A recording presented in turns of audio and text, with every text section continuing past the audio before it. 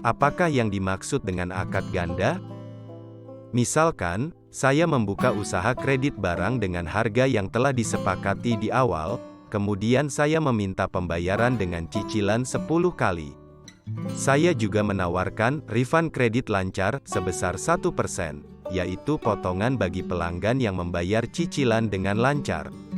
Misalnya harga barang tersebut Rp3.000.000 dan dicicil Rp300.000 per bulan, saya sertakan jaminan 1% dari harga Rp3.000.000 tersebut.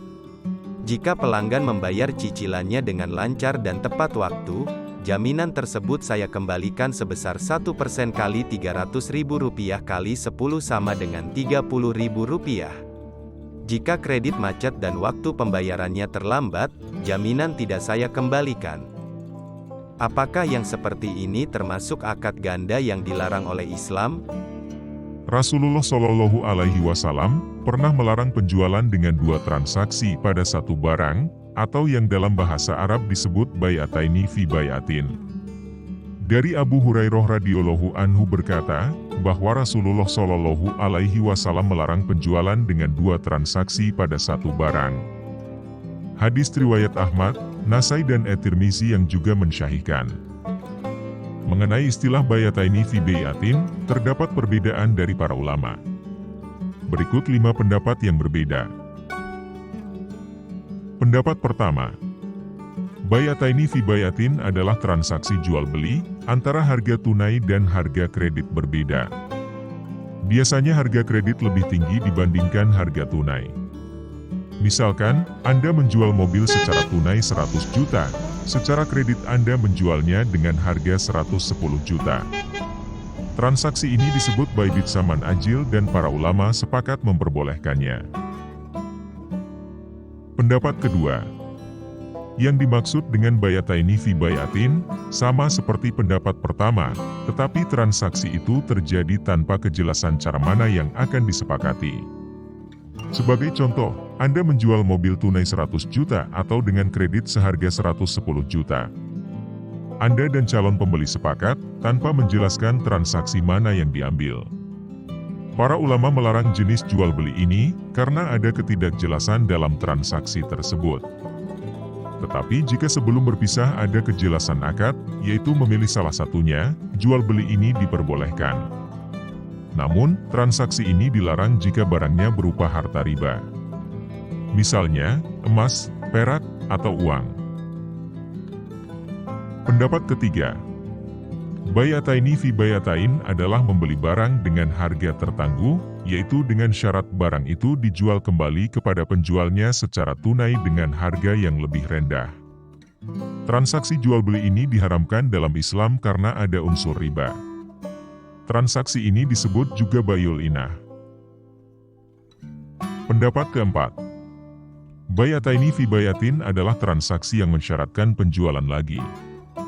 Contohnya adalah menjual suatu barang yang tidak ditentukan barang dan harganya, atau ditentukan harga dan barangnya.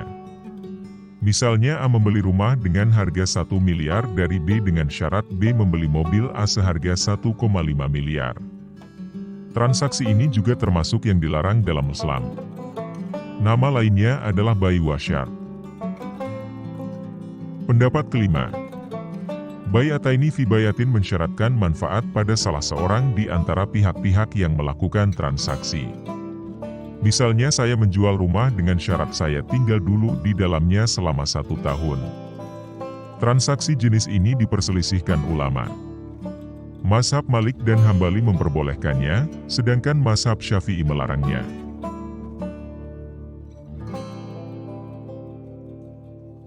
Dalam kasus yang Anda tanyakan, adanya sistem refund kredit lancar, berarti Anda memungut nilai tertentu kalau kredit tidak lancar.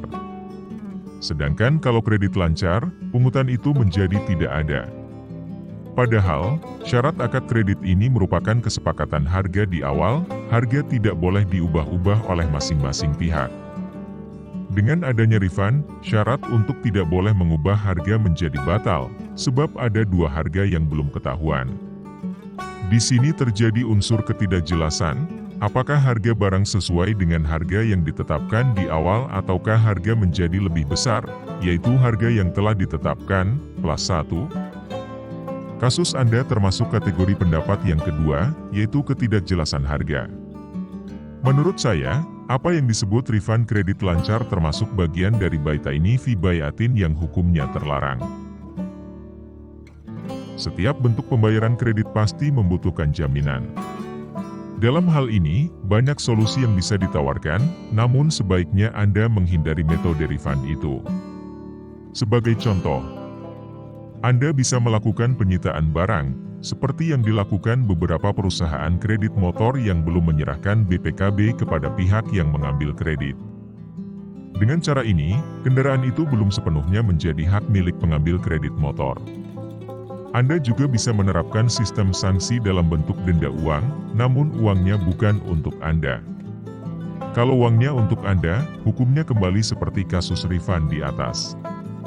Uang denda itu harus ditarik oleh pihak lain seperti pemerintah. Pemerintah berhak mengenakan denda kepada kreditur nakal ini, bahkan kalau bentuknya perusahaan, bisa dengan pencabutan izin atau tidak memperpanjangnya.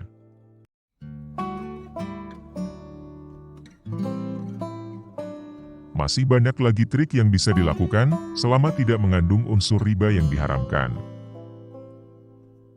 Wallahu a'lam bishawab.